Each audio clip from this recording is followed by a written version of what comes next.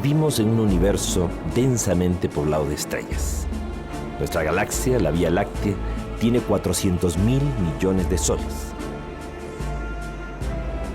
Son por lo menos 100.000 millones de sistemas solares los que habrían aquí, en la Vía Láctea.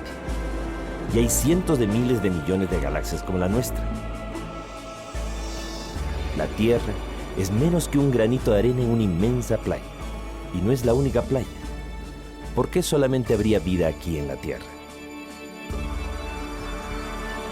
MC Castepol presenta. Hola amigos, soy Sixto Paz Wells. Nací el 12 de diciembre de 1955 en Lima, Perú. Mi padre investigaba los ovnis antes de que yo naciera. Nací en un ambiente favorable al tema. Mi padre desde pequeños, a mis hermanos y a mí, nos enseñó a pensar, no a creer que esto fuera posible. Que un universo tan grande, lo raro no es de que pueda haber vida fuera de la Tierra. Lo raro sería de que no lo hubiese. Él había creado un instituto de investigación de los ovnis junto con amigos suyos de la Fuerza Aérea. En 1973, mi padre fue invitado a dar una conferencia en una agrupación yoga. Yo fui acompañándolo, tenía 17 años en aquel entonces, y me encontré con un grupo de personas que se dedicaban a temas espirituales sin hacer de eso una religión. Me gustó tanto el ambiente que me quería hacer prácticas de respiración, relajación, concentración y meditación, Hatha Yoga y Mantra Yoga Meditación. Al año siguiente, en 1974, salió una noticia en el diario más serio y conservador de Lima, el Diario El Comercio, que decía que se había descubierto que el espacio no era un silencio sepulcral como se creía, sino que era mucho ruido, mucha bulla, y que esos sonidos provenientes del espacio podían ser mensajes enviados de otros planetas, de civilizaciones avanzadas que podrían estar intentando comunicarse con sus similares en el universo. La noticia fue tan interesante que mi padre invitó a un médico del Hospital de Policía de Lima, miembro de la Sociedad Teosófica, alto grado de la masonería, el doctor Víctor Ñáñez Aguirre, para que disertara sobre el tema de la telepatía, la transmisión de pensamiento a distancia. Planteaba este médico que de existir seres en otros planetas, podrían no solamente estar llegando a la Tierra con sus naves espaciales, sino que mentalmente, de forma telepática, o astralmente hasta en sueños, podrían estar intentando comunicarse con la humanidad. La noticia fue tan interesante que de regreso a la casa, le conté a mi madre y a mi hermana de lo que se había hablado e intentamos, como jugando, recibir un mensaje. Mi madre, mi hermano y yo nos sentamos en torno a una mesa, pusimos unas hojas de papel y un lápiz y acordamos que al primero que le viniera a la mente una idea que considerara que no fuera suya, la iba a anotar en el papel y después íbamos a ir concatenando las ideas buscando un probable mensaje. Hicimos prácticas de meditación y de pronto, al cabo de unos 15 minutos de una meditación muy profunda, vino en mí un deseo irrefrenable de escribir. Una ansiedad tal que me llevó a abrir los ojos, estaba totalmente consciente, no estaba en estado de trance alguno. Y de pronto comencé a escribir a gran velocidad. Sentía en mi mente como que me hablaban al oído, como que me decían, sala de hogar buena para hacer la comunicación.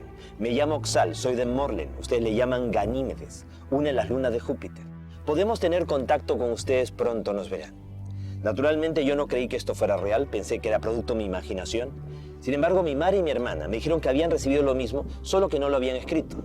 Yo lo había redactado simultáneamente en la medida en que lo iba recibiendo mentalmente. Era una psicografía, el fenómeno de escritura automática. Al día siguiente, con un grupo de amigos, repetimos el experimento y pedimos una prueba. Fuimos el 7 de febrero de 1974 al desierto de Chilca, al sur de Lima, donde el mensaje supuestamente nos estaba citando. Estuvimos allí desde el día anterior. No fuera a ser de que viéramos un meteorito, un satélite, un avión y nos confundiéramos y pensáramos que era el avistamiento anunciado. De pronto, se produjo un extraño resplandor. Detrás de los cerros se iluminó la noche como si fuera de día. Y todos hemos visto salir de entre los cerros un objeto luminoso que se desplazó sobre las crestas de las montañas. Quedó estable en el horizonte del lado derecho. El grupo que estaba disperso empezó a congregarse y todos empezamos a confrontar. Tú lo ves, yo también, ¿qué es esa luz? Cuando de pronto comenzó a ir descendiendo hasta que se colocó a una altura de unos 80 metros. Proyectó una luz como de mediodía. Era un objeto en forma de disco con una media docena de ventanitas. Todos sentimos pánico, terror. Nunca habíamos sentido tanto miedo como aquel instante. Y todos captamos en nuestra mente como que nos decían que no bajaban ese momento, porque nosotros no podíamos contener nuestras emociones, de que habría un tiempo y un lugar. Meses más tarde la nave aterrizó en el desierto y los vimos físicamente.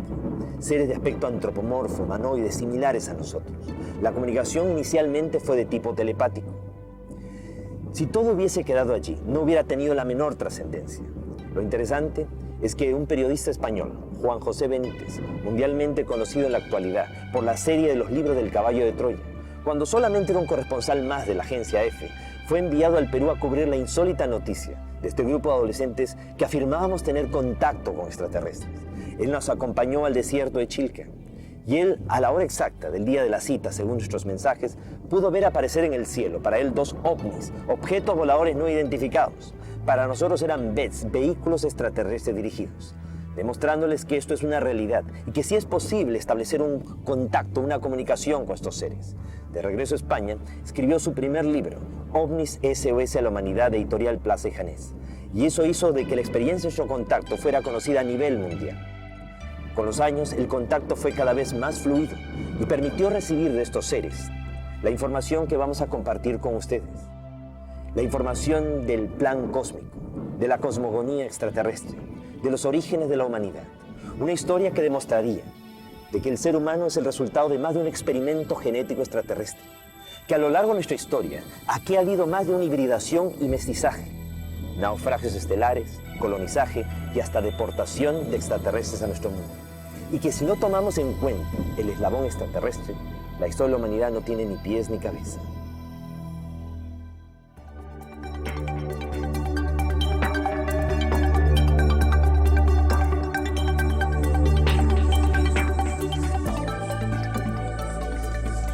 OVNIS. Nuestro pasado extraterrestre. El plan cósmico. A fines de los años 70, empezaron a aparecer en el sur de Inglaterra una serie de marcas, unos patrones sobre los campos de cereales. Se les llamó de inmediato los agroglifos, los crop circles, los círculos de los campos de cosecha. Siempre aparecían en época de cosecha y sobre campos de cereales. Ya en la Edad Media se había registrado la observación de dichas figuras. Aparecían y se consideraban de que podían ser hechas por el demonio, por las hadas. Se les llamaba justamente Círculo de las Hadas y se advertía a la gente de que no se metieran en ellos porque podrían desaparecer. Cuando empiezan a aparecer estas figuras en los años 70, inicialmente eran figuras geométricas, círculos, triángulos, rectángulos. Inicialmente, cuando solamente eran círculos, se pensó que podían ser un fenómeno de geomagnetismo o algún tipo de remolino de viento, de pequeño tornado. Pero cuando ya las figuras se fueron tornando más complejas, estéticamente más bellas y más grandes, ya realmente hubo un interés, una preocupación por investigarlas. Y más aún cuando se dieron cuenta que las espigas no estaban más que dobladas. O sea, no estaban rotas, no era el fraude de una persona que las había pisado o algo demasiado violento, sino algo tan sutil que simplemente las había doblado y había una extraña como mutación en los cristales de los granos de las espigas, lo cual demostraba que había habido una fuerza magnética, una energía que había plasmado las figuras. Era un mensaje del cielo aquí en la tierra.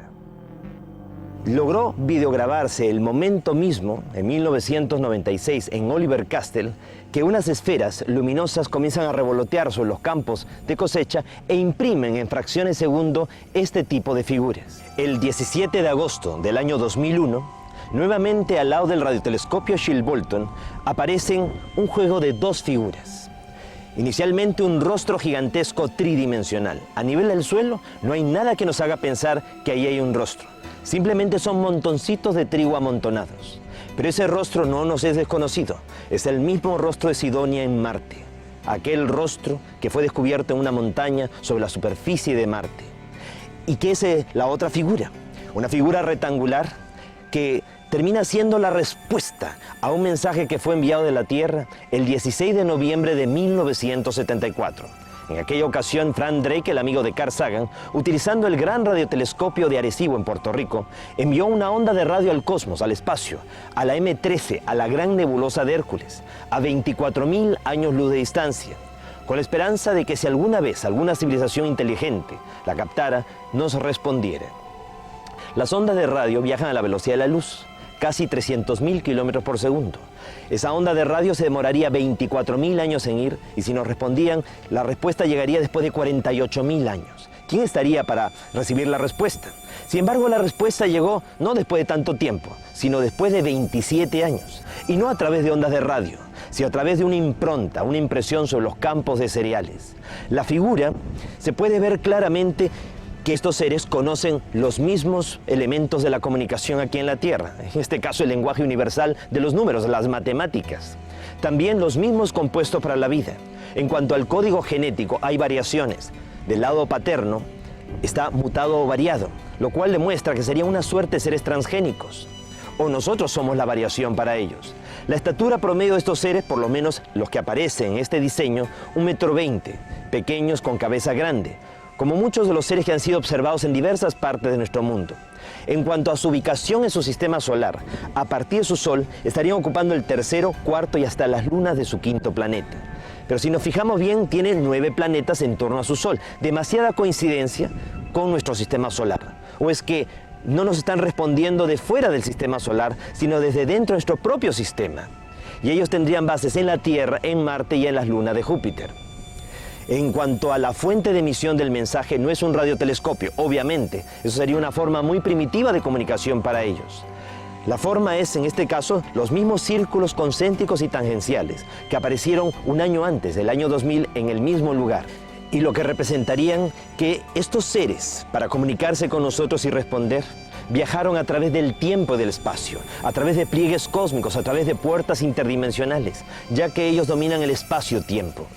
Y el que muchas de las figuras que están apareciendo en el sur de Inglaterra y en más de 25 países estén relacionados con los últimos descubrimientos de la ciencia, muestra de que hay un seguimiento, hay una supervisión por parte de ellos.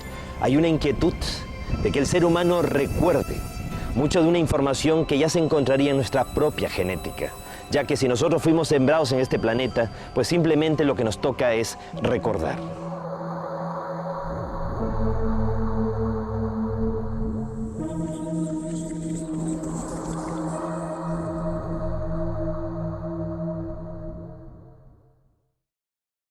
Poco a poco los científicos han ido descubriendo de que hay múltiples dimensiones. Somos pues seres multidimensionales. Vivimos en un universo material de 7 dimensiones. Y para actuar en ese universo material tenemos 7 cuerpos. Uno de ellos el cuerpo denso, físico, material. Después está el cuerpo astral, que es el cuerpo de las emociones y los deseos. Unido al cuerpo físico a través de un cordón umbilical de energía que se conoce como el cordón de plata y que se quiebra cuando una persona muere. El tercer vehículo es el ego inferior, que es el carácter y la personalidad. Cuando una persona muere, se muere el cuerpo físico, se muere el cuerpo astral y también va muriendo el carácter y la personalidad con nosotros. El cuarto vehículo es el mental superior, el cuerpo de las facultades psíquicas, nuestra percepción extrasensorial. El quinto vehículo es el alma, la catedral del espíritu, el acopio de las experiencias de nuestras vidas anteriores. El sexto vehículo es el espíritu, la conciencia. Y el séptimo vehículo, la esencia.